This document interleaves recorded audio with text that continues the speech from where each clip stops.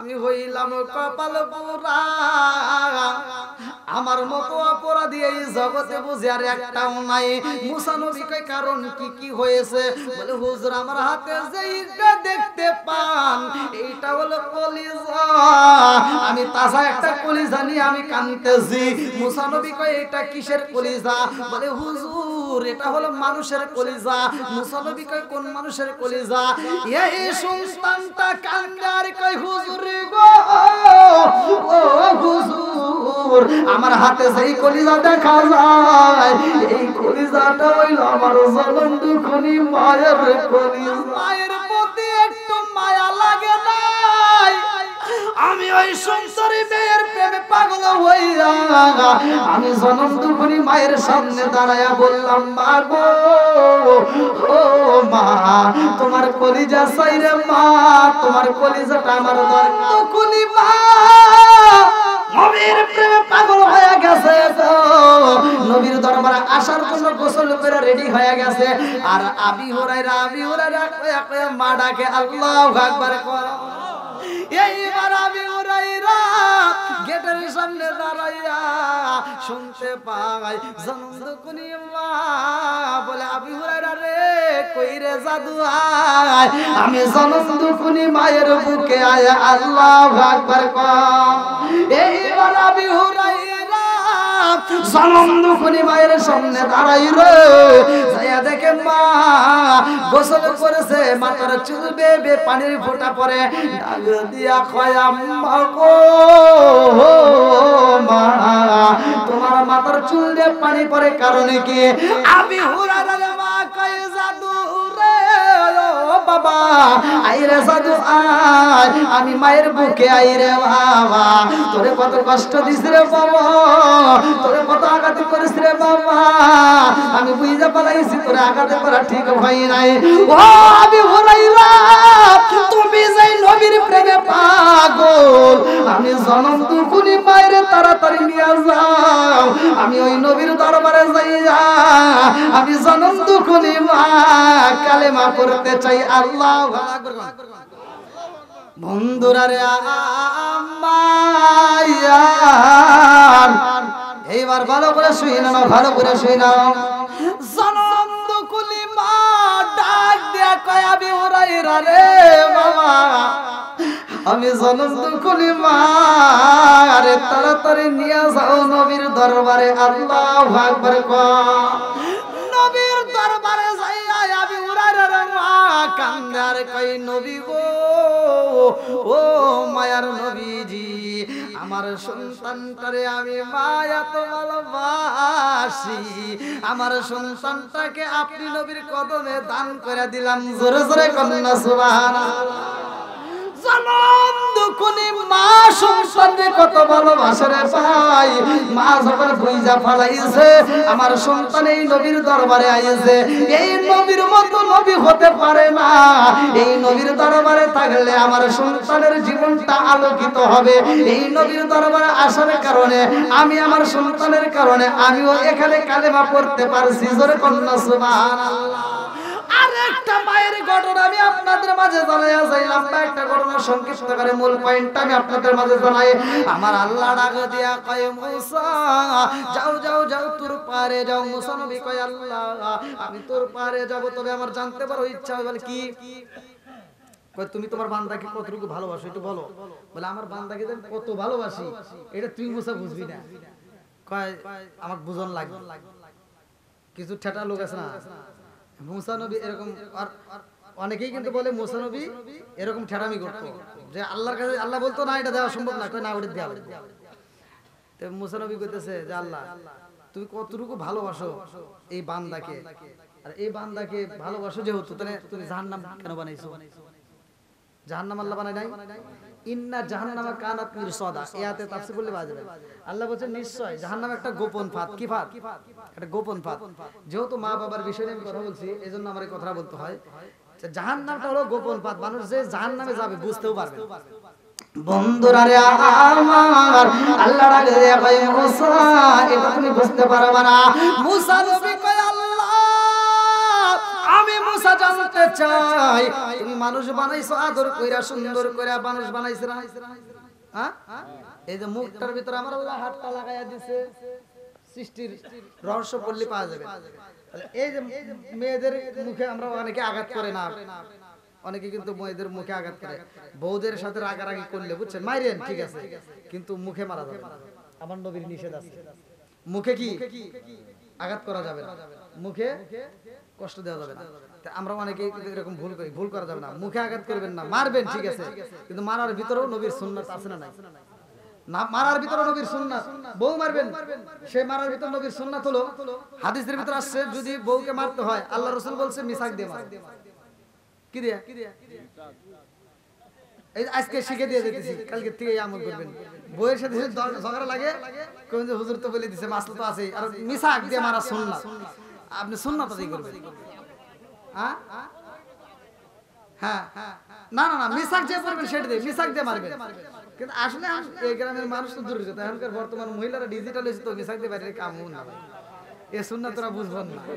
আপনি যদি বাড়ি যাই সুন্নাত পালন করবে চান যা কইবেন যে হুজুর কইছে তোরা তো ঝগড়া লাগছে তারা এবার মিসাক বাই করে যদি বাড়ি দেন বউ কবে কি হরো কি আর কি করুন আছে পুরা ওয়াজ বুঝবেন না তাই না কবনে হরো ইয়ার কি করো না এবার আরেকটা সুন্নাত আছে কিতাবের ভিতরে এটা আছে রুমাল দে কি হুজুর ঠিক আছে না একটা হলো মিসার একটা হলো রুমাল দিয়ে মারা সুন্নাত এবার যখন রুমাল দিয়ে বাড়ি দিবেন না কবনে কি হ্যাঁ আমার শব্দ নেশে বাতাস করতেছে তাই কবন না কোনে বাতাস করতেছে তাহলে আগারে মারতে হয় কি দিয়া এখন এই ডিজিটাল মেয়েরা যে জাত করতে হয় না হাতে খাইতে নেওয়া লাগে খাইতে নিয়ে একটা বার যদি বার রাগ করে দিবেন না বাড়ি কবনে কি সম্পূর্ণ সাথে মারলি গা আজকে মারতে মারতে মেরিয়া লাভি হলে তুই বাপ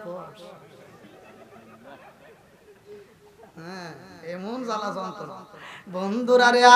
আমার ভালো করে শুনা নাও মুসা নবী কই আল্লাহ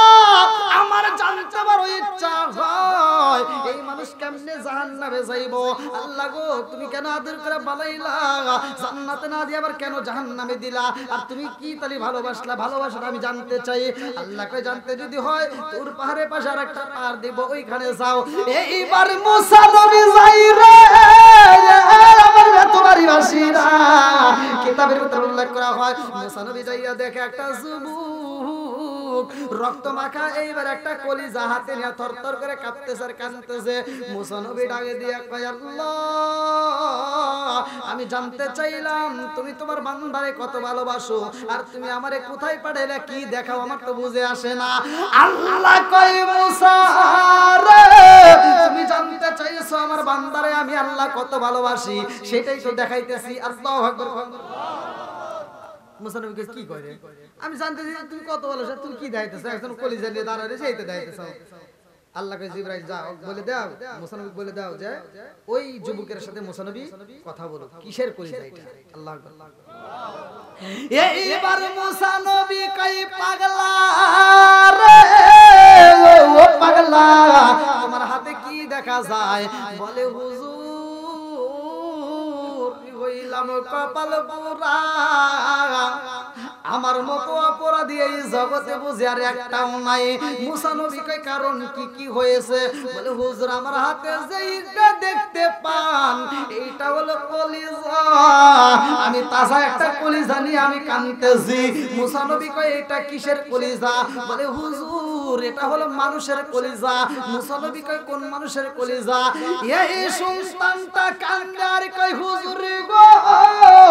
ও হুজুর আমার হাতে সেই কলিজা দেখা যায় এই কলিজাটা হইল আমার জনম দুখনি মায়ের কলিজা মুসা নবী কয় পাগলা রে ও পাগলা মায়ের কলিজা তোর হাতে কেমনে আইলো রে আমার বুঝে আসে না দুইটা চোখের পানি ছাইরা দিয়া কান্দে আর কয় হুজুর আমার মায়ের কলিজা আমার হাতে কেমনে আইছে জানেননি আমি একটা সুন্দরী মেয়ের প্রেমে পাগল হই ওই মেয়েটারে আমি যখন বিয়ের প্রস্তাব দেই, ওই মেয়েটা আমারে পরীক্ষা দিতে চায়। আমি বলেছিলাম, সুন্দরী তুমি কি এমন পরীক্ষা দিতে চাও? তুমি যতগুলো পরীক্ষা দিবে আমি প্রত্যেকটা পরীক্ষায় পাশ করব। ওই মেয়েটা কয়, ও যুবক, আমার মতো সুন্দরী মেয়ে যদি পাইতে হয়, আমাকে যদি পাইতে হয়, আমাকে যদি বিয়ে করতে হয়, ও যুবক, তোমার সবচাইতে ভালোবাসার মানুষটারে তোমার মারতে হইব। আমি বললাম, কি করতে হইব বলো, আমি তাই করব। সুন্দরী মেয়ে কয়, যুবক রে, আমারে যদি পাইতে হয়, তোমার জনম দুঃখী মায়ের কলিজাটা কাটতে আমারে গিফট করতে হইব, পারবানি? আমি ওই মেয়ের প্রেমে পাগল হইয়া আমি রাজি হইয়া যাই আমার মায়ের জবাই করার জন্য। আমি বাড়িতে যাইয়া আমার জনম দুঃখী মায়ের কাছে আমি টাকা চাই। আমার মায়ের কাছে মুদ্রা নিয়ে আমি বাজারে যাইয়া আমি লম্বা একটা ছুরি বানাইয়া এইবার বাড়ির দিকে রওনা দিলাম। আমি বাড়ির ভিতর ঢোকার আগ মুহূর্তে আমার পায়ের আওয়াজ পাইয়া আমার মা ডাক দিয়া কয়, জাদু রে, ও জাদু, কই গেছো রে জাদু, তাড়াতাড়ি আয় খাবার খাইবি। মায়ের প্রতি একটু মায়া লাগে নাই। আমি ওই সুন্দরী মেয়ের প্রেমে পাগল হইয়া আমি জনম দুঃখী মায়ের সামনে দাঁড়ায়া বললাম, মা গো, ও মা, তোমার কলিজা চাই রে মা, তোমার কলিজাটা আমার দরকার। জনম দুঃখী মায়ের কাছে যখন আমি কলিজা চাই, আমার মা একটা মুস্কি হাসি দিয়া কয়, জাদু রে, আমি জনম দুঃখী মায়ের কলিজা দিয়া কি করবা রে বাবা? আমি জনম দুঃখী মায়ের কলিজা দিয়া কি করবা? ও জাদু, আমি বইলা দেই, শুইনা দাও, আমি মা কলিজার ভিতরে কি দেখতে চাও? আমি মা বইলা দিচ্ছি, আমার কলিজার চাইতে আমি তোমারে বেশি ভালোবাসি। জোরে জোরে কন্যা সুবহানাল্লাহ। জনম দুঃখী মা কান্দে, জাদু রে, আমার কলিজা কাটতে কি দেখতে চাও? ও জাদু, আমার কলিজার চাইতে আমি তোমারে বেশি ভালোবাসি। এই সন্তানটা কয়, মা গো, তোমার কলিজার দরকার এই বইলা মারে যখন জমিনের ভিতর ধাক্কা দিয়া পালাইয়া দিছে, পালাই যখন ছুরি জ্বালাইব, মা কান্দে আরে কয়, জাদু রে, ও জাদু, যেই হাত দিয়ে আমি তোমারে গোসল করাইতাম, যেই হাত দিয়ে তোমারে আমি খাবার খাওয়াইতাম, যেই হাত দিয়ে তোমার শরীরে তেল মালিশ করে দিত, এমন ভাবে জমিনে পালাইছাও রে বাবা, আমার ওই হাতটা ভাঙে গেছে রে বাবা। ও জাদু, আর কষ্ট দিও, সন্তানের মায়া লাগে না রে ভাই। জনম দুঃখী মায়ের এইবার বুকটা চিরিয়া কলিজাটা বারে কইরা সুন্দরী মেয়ের প্রেমে পাগল হইয়া রওনা দিছে। এইবার যাইতে যাইতে যাইতে যাইতে মরুভূমির ভিতর দিয়া একটা জায়গায় উছটকায়া পইরা যায়। এই সুলতান কই, নবী গো, ও নবী গো, আমি যখন কলিজাটা নিয়ে দৌড়াইয়া যাই, আমি মরুভূমি বালির ভিতর পইরা যাই গো নবী, আমি পইরা যাই, আমার হাত থেকে কলিজাটা সিটটা দূরে চইলা যায়, কোন দিকে 20 হাত দূরে যখন কলিজাটা পইরা যাই গো নবী, আমি উছটকায় পইরা যাই, আমার পাওটা ভাঙা যায়, আমি আর উঠতে পারি না। আমি যখন পইরা যায় ব্যথা পাইছি, কে যেন আওয়াজ দেয়, জাদু রে, ব্যথা পাইছনি? হুজুর, আমি ডাইলে তাকাইলাম, মানুষ নাই, বামে তাকাইলাম, মানুষ নাই, সামনে তাকায়া দেখি মানুষ নাই, পিছনে তাকায়া দেখি মানুষ নাই, অথচ আমি আওয়াজ পাই, কে যেন কান্দে আর কয়, জাদু রে, ব্যথা পাইছনি? ও নবী গো, আমি তাকায়া দেখলাম আমার জনম দুঃখী মায়ের কলিজাটা কাঁপতেছে গো নবী, আমার কলিজার, আমার মায়ের কলিজাটা থরথর করে কাঁপতেছে। আমি দৌড়াইয়া যাই, মায়ের কলিজাটা হাতে নিলাম, আমি মায়ের কলিজা হাতে নিয়ে কান্দি, আমি কান লাগাইয়া শুনলাম, এই কলিজা কলিজার মধ্য দিকে আওয়াজ আসে জাদুরে ব্যথা পাইছনি হুজুর আমি বুইজা পালাইছি আমি সেই মরুভূমির ভিতরে ব্যথা পায়া কান্দি পৃথিবীর কেউ বোঝে না আমার জনম দুঃখের মায়ের কাটা কলিজা আওয়াজ দেয় আমি বুইজা পালাইছি আমি অপরাধী সন্তান আমার মায়ের কলিজাটা ফিট করে দিয়ে আমি মায়ের কাছে মাপ চাবো এই মনে করে দৌড়ায় বাড়িতে যাইয়া দেখি হুজুর আমি যখন ঘর থেকে বের হইলাম আমার মায়ের বডিটা কাঁপছে আর ঘরের ভিতরে ঢুকে দেখি আমার মায়ের বডিটা ঠান্ডা হয়ে গেছে সন্তান কান্নার কই নবী গো আমার মায়ের কাছে মাপ চাবো টাইমটা পাই নাই আমার মা আগে বিদায় হয়ে গেছে গো নবী আমি হইলাম কপাল পোড়া সন্তান আমার নিজের হাতে কেমনে আমি মায়ের মারলাম মুসা নবী কয় আল্লাহ তোমার নীলা খেলা বোঝা যায় না তোমার কাছে চাইলাম কি আর তুমি দিলে কি বলে কি চাইছো বলে আল্লাহ আমি জানতে চাইলাম তোমার বান্দারে তুমি কত ভালোবাসো আমার তুমি কি দেখাইতে চাই না মানে তোর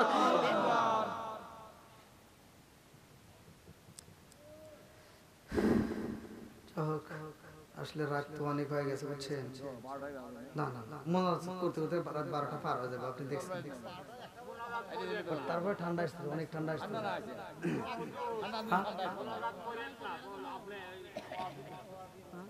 প্রচুর ঠান্ডা আসছে না চাদর মাদর দেওয়ার কাম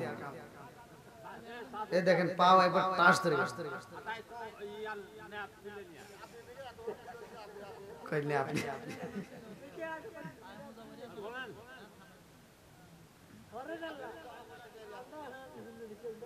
আবার যে ওয়াজ করতেছে অনেক মহিলারা করতেছে বুঝো তাড়াতাড়ি সাল্লি বাস আমি তো জানি আপনি তো জানেনি হ্যাঁ ঠিক আছে ঠিক আছে এই আতি কই তোমরা নিয়ে এসো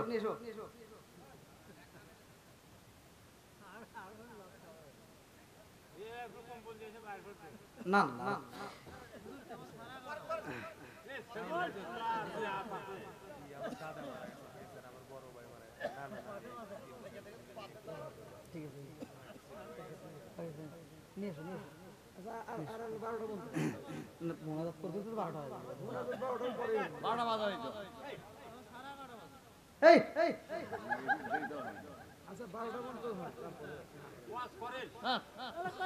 ঘড়ি ঘড়ি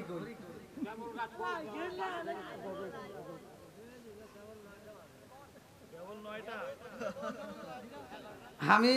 ইন্ডিয়াতে ওয়াজ করতেছি এই ওরা করছে টেবিল করে রেখে দিয়েছে টেবিল করে টাইমার চলে না এর 10:30টার সময় 11:30টার সময় থিয়ে দিছে বন্ধ করে আর আমার কই হুজুর 12টা পর্যন্ত করে তা আমি এত ওয়াজ করি ও 12টা বাজে না হ্যাঁ আমি চিন্তা করছি কারণ কি আমার পর থেকে মোবাইলটা ভাই করে দেখে রাত 2টা পার হয়ে গেছে আর ওখানকার সভাপতি আমি বললাম যে কি করছেন হ্যাঁ কও তো 12টা পর্যন্ত করেন বললাম 12টা ওই করিতেছি কোন 12টা বাজবো কই কে বললাম ধ্যানছে কত বাজে কেউ হো বন্ধ হয়ে গেছে মানে ওরা জানে কিন্তু আমাকে এরকম খাড়াই দিছে ও আর করিতে পারে 11:30 বলে 12টা বাজে যায় আল্লাহু আকবার বন্ধুরা রে আমার জনম দুখনি মায়ের জন্য আবি হুরায়রা নবীর কাছে কি চাইছে দোয়া জোরে করে হেদায়েতের জন্য দোয়া করে অনেকেই তো পরিচিত আলহামদুলিল্লাহ সবাই অপরিচিতর মধ্যে তো মানে কেউ নাই তাই না সবাই পরিচিত দুই একজন হয়তো ফেস টেসে দিক হয়ে গেছে এজন্য নাম শুনতে পারি আল্লাহু আকবার ওই যে উমর দিয়ে দাঁড়া রয়েছে কারা বসো তোমরা না বসার ব্যবস্থা নাই